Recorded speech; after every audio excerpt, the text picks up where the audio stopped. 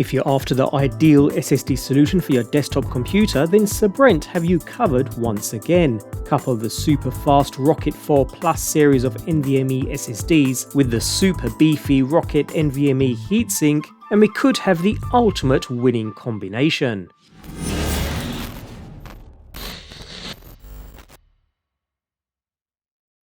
Sabrent has brought NVMe SSD storage to the masses and in more style than most of its competitors, flooding the market with affordable, high-performance storage. I've personally been using various Sabrent internal and external drives over the years with no issues, and I'm happy to place them firmly in my recommended list, although if you're looking for the absolute best Gen 4 performance, albeit at a lower cost than WD's Black SN850 or Samsung's 980 Pro, then this Sabrent Rocket 4 Plus could be ideal. Supplied in the standard M2 2280 form factor with a slickly designed two-tone copper heat spreader over top of a black PCB, the Sabrent Rocket 4 Plus is a looker for sure. Aesthetically, it is very appealing, almost seems a shame to cover this up. This particular drive though is the Rocket 4 Plus G, an advanced gaming SSD that's specifically designed to work with direct storage, which is a way for game engines to load their assets directly to the GPU from your storage, rather than via your CPU, which adds latency and bottlenecks. It's not exactly widely available yet,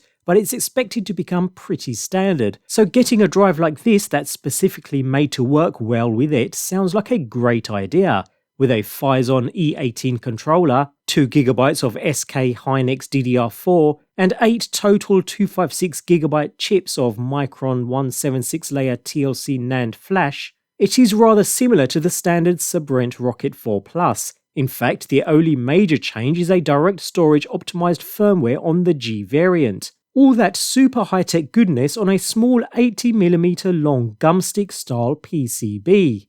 When you're running something this fast, heat is the enemy. Generally, your motherboard's heatsinks will work just fine, but for those who want more, Sabrent supplies several heatsinks to help dissipate that heat, and which you choose depends upon your application. This thinner heatsink, for instance, is designed to perfectly fit the PlayStation 5 console where space is more limited, something we've taken a look at in another review, although for desktop use we have this rather cheap NVMe heatsink. Cheap in price, that is. It certainly isn't cheap in quality, and feels very substantial and robust in the hand. Continuing with that super sleek looking two-tone design, this is certainly the ultimate heatsink when it comes to desktop usage, with a two-part system here, with the main top section lifting away from the bottom aluminum tray. Note a spare tray is included, complete with thermal tape for dual-layer SSDs too. Nevertheless, moving to the main heatsink, we have several more layers here, starting with some thermal tape for excellent thermal conductivity. We have an aluminum heatsink block to greatly increase the heat dissipation area. Within that block are these copper heat coils, which do pass through the entire unit and not just what we see at either end, leading the heat to the top heat spreader, improving thermal transfer. So all in all, a superbly engineered unit.